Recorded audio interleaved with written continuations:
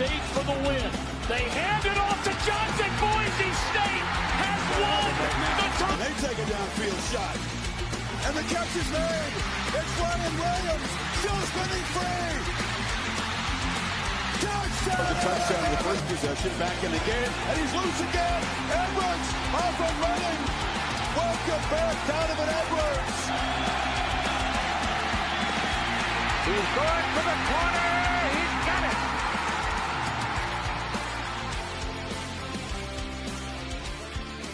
This is the Gridiron Uncensored. All right, everybody. Welcome back to another edition of the Gridiron Uncensored podcast. We are rolling along with our Group of 5 Contender Series. And tonight, right here, we're talking Memphis football. And Trev, this one, I know you were big on them last year. They were so close. They reloaded and they just got me going some more. I'm telling you what, I'm ready. They are ready for some Tiger football. I'm about to get me a hat. I'm about to get me a hat and represent. Hey, Memphis, I like their unis too, and it's a solid team. So we're going to talk about Memphis football, a little bit about 2024, what happened, and then we're going to get into 2025, and talk about offense, defense, and what that schedule looks like, and give you our thoughts on if they can legitimately contend for their conference, but also for the college football playoff. So you look at 2024 again, so much hype going into that season. And, they come out, and at first we didn't know exactly what Florida State was. I'm not going to get too far into that. But when they beat them, I was like, hold on now. All right, let's go. You guys, that's a hell of a chance for the rest of the season to go maybe undefeated, whatever. But then Navy happened. And, Trev, you want to pull up the schedule if you're able. Oh, we're doing okay. That 2024, that loss 56-44 against Navy. That was just like, how the hell do you let the Navy put up that many points? So I know that one caught him off guard, I think, and just was like, what the hell? But still, a 2-loss season. You can't beat that. And still, you go out there, you win against USF, which is a solid team. North Texas, which was another barn burner. Charlotte's a tough team, and then UTSA, you take a loss there, but then you win out, and then you beat West Virginia in the bowl game. And let's not count out that win against Tulane. So great season for Memphis, not putting it down in any way, but still, that's something like, oh, come on, you guys were so close. Let's see what you can do in 2025. You've got so much momentum. That's right. Coaching wise, Trev, do you see anything? Now we're getting into. Well, there's a couple additions, but like we've talked about in other teams, a lot of these teams are trying to keep continuity together. They're at least at the top. At the top, they're trying to keep it together. Offensive coordinator Tim Cramsey, I'm sure that's probably right. And co-defensive coordinators Jordan Hankins and Spence Dowinski are all staying. They're all here from last season. The additions to the staff are Scott Gasper, this is a trend now. This is kind of a trend going around for each of the. Scott Gasper is the general manager. He's former head coach, and he's also previously the director of player personnel and recruiting at East Carolina. Yeah. So he will oversee recruiting operations and roster management. So that'll be an interesting. That there a lot of universities are doing it. They may not be talking about it, but a lot of universities are bringing somebody to kind of manage the NIL, just the roster building and everything like that, and recruiting in general. Because recruiting now has gotten triple the work for these coaches, with the transfer portal being open twice a year and everything, all with everything that includes. Jay Simpson, cornerbacks coach, comes over from Arkansas State. Kendrick Wade, tight ends coach, previously the head coach at Mississippi Valley State University. And those are the additions. Those are the primary additions that I saw that I thought were notable, at least. Yeah, and like we mentioned, continuity, we say it in every episode, and that's why we're talking about this team is, continuity is so huge, and we've got to, see a lot of these teams that we're talking about have that, whether it be, head coach plus the coordinators, and then you just bring in position guys, because obviously you're going to, good programs lose good coaches. It just happens. But if you can keep what you got and then bring in some good new talent. So yeah, portal wise, also you talk about, coaching changeover. Well, now you got roster changeover too. So let's look at the portal real quick. They lose 29, bring in 36, man. And that's, they're just like, hey, we're bringing in whoever the hell we can. Come join us. Let's see what we got. And honestly, it's a pretty solid class. I mean, 63rd in the nation when you look at the numbers on it. A lot of guys from across the, Power 5 or Power 4, FCS ranks, and then, Group of 5 as well. So, I mean, they went to every corner of the country, Trev. They really did. And honestly, believe it or not, for once, I'm not going to focus on the transfer portal. Yeah. This particular guy is what I'm really excited to see if they give him a shot this year. AJ Hill, quarterback. Yeah. Freshman, 6'4.5", 220 pounds. And honestly, for Memphis, I feel like this is a huge get for them. They got him. He's a top 150 player in the country. Yeah. He's 18th best in the state, 11th best quarterback in the nation. For a Memphis team that's a Group of 5 team, I feel like that's huge. And I would venture to say that he may get a shot this year. Oh, yeah. There's possibilities there for them. I agree. Everybody's talked about him when you look at the talent that he brings to the table. Freak athlete is what I've heard when you read anything about him. So I think when a guy throws 10,000 yards in 49 starts as a high school quarterback, I feel like he gets paid attention to. He might be all right. All right. So I feel like it. But he is labeled as a Power 4 starter. So it is impressive that Memphis got him, and we'll see if they can actually retain him.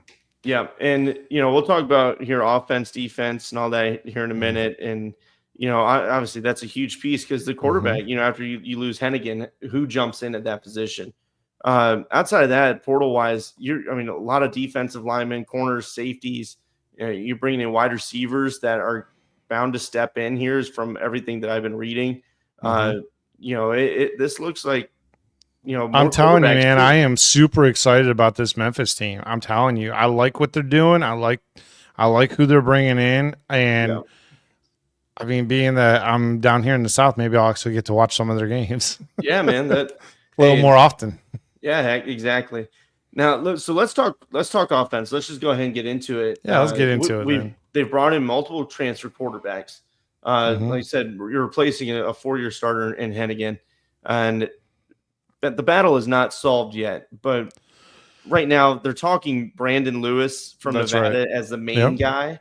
But you mentioned him, AJ Hill. He's going to be guy. There. He's gonna. I know he's gonna get his reps. He's gonna get his shot to actually work. There's no way they're just gonna hand it over to a transfer guy. They're gonna give their guy that they recruited a shot. Yeah. At competing for it. Now, if he doesn't pick up the plays well enough, or the offense isn't running good enough with him as a true freshman, it is what it is, and you move on with Brandon Lewis or one of the other quarterbacks potentially. And he's the young guy, so it's freshman. I always say hold back just a little bit. I mean, even when you're talking about Bryce Underwood from Michigan, there's expectations. The dude's freaking good. We know that, but how much is he going to jump in immediately? So that's why will they go with the veteran in Lewis? But then you look at the spring report. Arian Maiden had a really solid spring game. He got the one team all by himself. and he got to just slung it the whole. I mean, he went 18 for 31, 253, and 2 touchdowns. He did have one pick early, but he recovered from that and let it go. So maybe there's something that they see in him, like to push Brendan Lewis. I don't know. We'll see when fall ball comes around, but I think they have good options here, and they can honestly go with any of them and probably be just fine. Right. I don't know. We'll see. Do you take the young guy? You guys let us know, fans. With Memphis. So, in my opinion, I feel like you go with it because you have so many weapons going everywhere. You have a decent offensive line. You have a decent running back. I mean, they've had the second most running backs ever drafted Like they have had so many really good running backs at that program, They put and out talent. they've got talent everywhere, Yeah. and they've got speed everywhere. That I think that they could shrink the offensive playbook enough where it's comfortable for them for the first couple games, Yeah. and then expand it as the season goes on. Now Sure. now Memphis being accustomed to having really good seasons, they may not want to deal with that. That's very true. I mean, they want the playoff spot. They do. They missed wanted it last year, and Yeah. they blew it with UTSA. Honestly, Yeah. So let's see what they do offensively, but I think they're good at quarterback. Wide receiver, you bring in CJ Smith from Purdue, who had a really nice spring as well. He showed out his speed.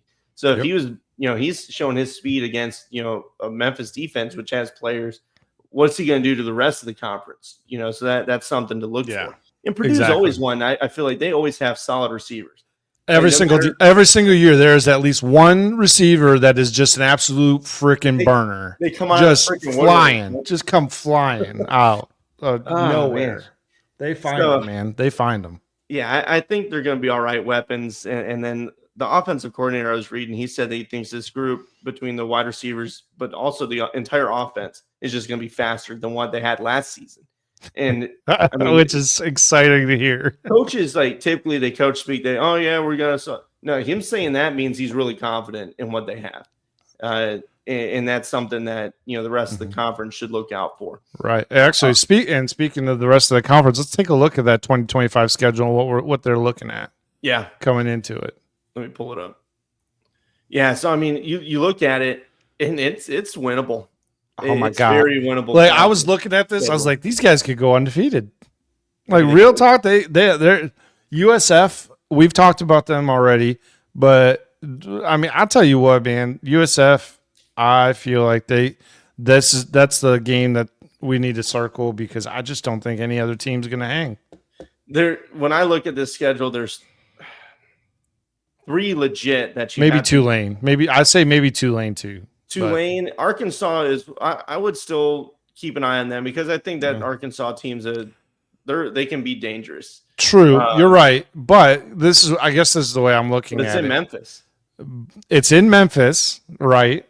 And Arkansas is known and notoriously known for playing down to their competition, or that is true. That perceived competition. Perceived lower competition, where in my opinion Memphis is not lower competition. They can hang with an Arkansas team.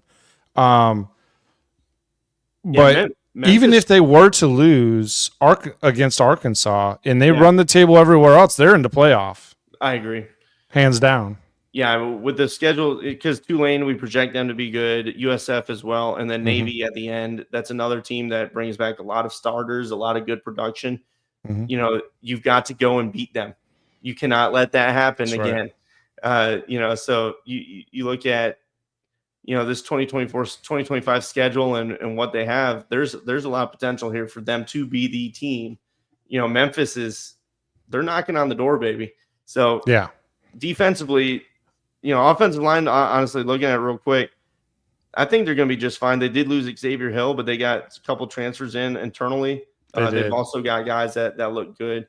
Defensively, ton of portal guys coming in. Again, we mentioned from all over the country.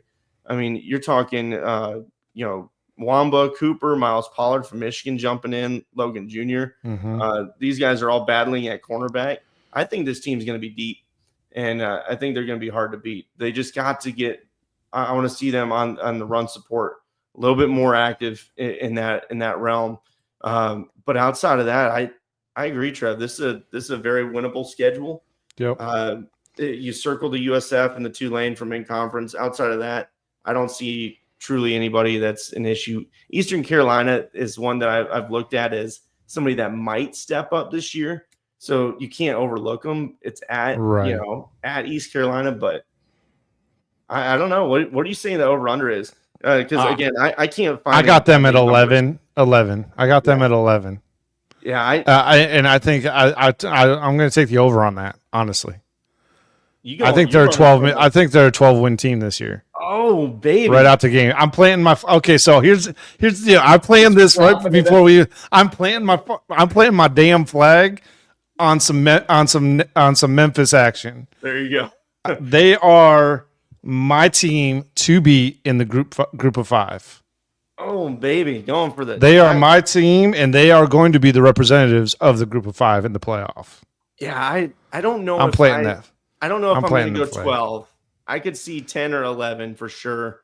But that the quarterback's got to, as long as that quarterback plays. Okay, I'll go conservative. I'll agree with the 11. 12's hard to do no matter who you are. Fair. No matter what schedule you got. Yeah, I appreciate you pounding the drum though, man. Just banging it away. Hey, man, I'm all about some Memphis Tigers, man. I'm with it. I love what they're doing. He's drinking that Kool-Aid. I like it. I respect it. Hey, look, Memphis has a great opportunity this year. They do. As long as the quarterback play squares away, it looks like I think they have solid options at each level. You get the run game continue to go. In the defense, I think they're going to be just fine. When I'm looking at it, safety's got good players coming back. You kept William Whitlow, which was an all AAC member. He entered the portal. He decided to stay, and that's a guy in the defensive front. So you have this. I mean, this is huge. I just want to see improvement on the sacks. You know, they were 69th in the country last year. It's not bad. I just want to see if they can do that, and then run support. That team's going to go places. So absolutely, Memphis fans, let us know what you think. Tell us, if you're hyped. Are you worried about anything? Because out from the outside looking in, it looks pretty solid. Yeah, I would. The only team I'd be worried about right now is Arkansas. Honestly, maybe Tulane, but towards the end of the season, because I mean, look, at the end of the day, it's a grind to get through a college football season. Absolutely. Wear and tear, man. We'll see what happens. Good, solid depth, though. You got plenty of guys. Let's see what happens. Make sure you guys like, subscribe, share, all that good stuff. We appreciate you watching. And again, go check out our other previews from teams because, again, somebody that might be on your schedule that we've already covered. Right now, we're doing the Group of 5 Contender Series. So we appreciate you guys, and we'll see you around. See you next time.